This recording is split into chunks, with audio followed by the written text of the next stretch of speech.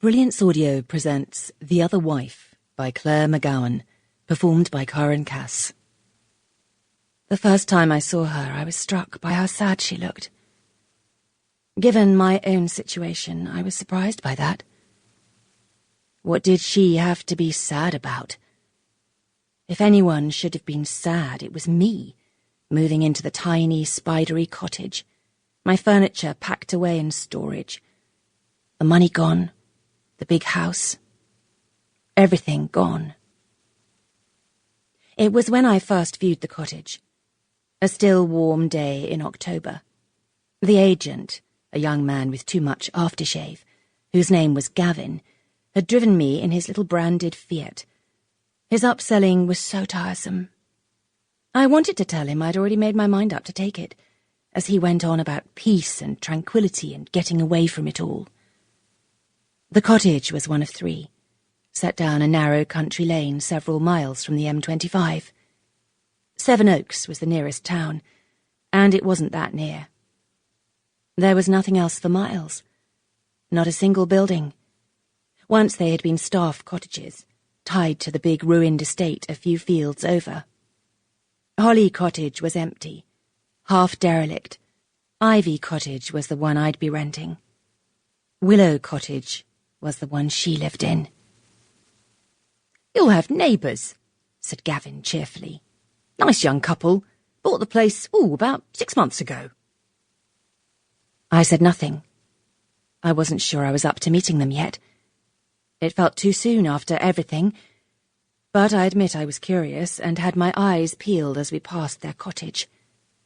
They'd made some inroads in their garden, but I could tell they were city people. They'd planted all the wrong things, delicate flowers that wouldn't survive the first cold snap. A poor attempt at grow bags, which I could see were being ravaged by slugs. As the car swept past, Gavin driving too fast for the narrow country road, I saw movement at the window, and a woman inside the house, shading her eyes to look at us.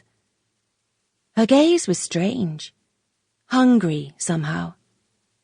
She had fire-engine red hair, a shade that couldn't be natural, and her face was pale. "That's the wife," said Gavin. "Came down from London, escaping the rat race, you know. They did the whole place up, fancy alarm system, underfloor heating."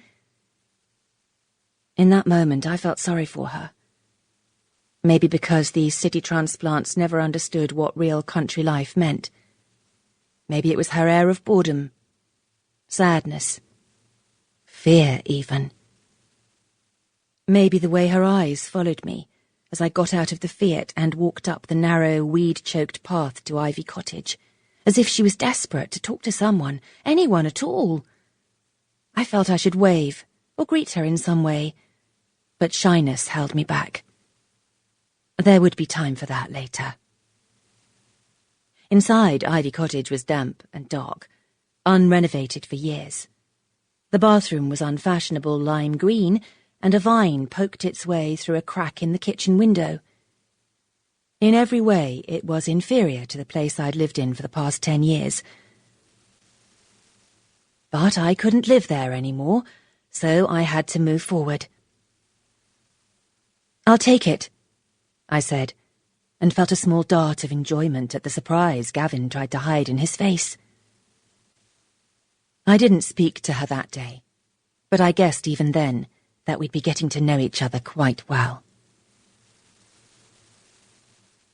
2 weeks later, I arrived with a removals van.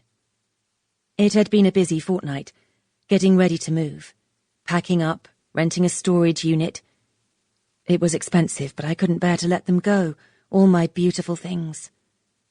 I'd needed to hire removals men, buy boxes, pack, divert my post, cancel the services. It was exhausting and used up the last of my money. It was still a shock having to think about that. Not just whip out my debit card and dip into the ever-flowing river of cash I'd thought I had. On the last day, I locked up the house, my beautiful house, and posted the key through the letterbox. For a moment I wanted to kick the door in, take it back.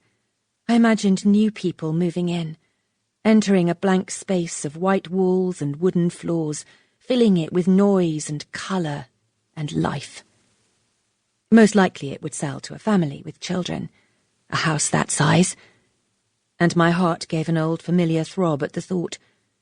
The 2 upstairs rooms that were still just spares or studies, never nurseries, never the children's rooms. It couldn't be helped. I was only 42. There was still a chance. I had to hold on to that. With all the busyness, I hadn't had time to think about her, the red-haired woman who would be my neighbour.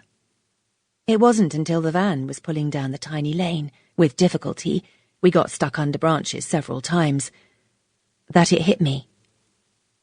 I'd meet her soon. Maybe today.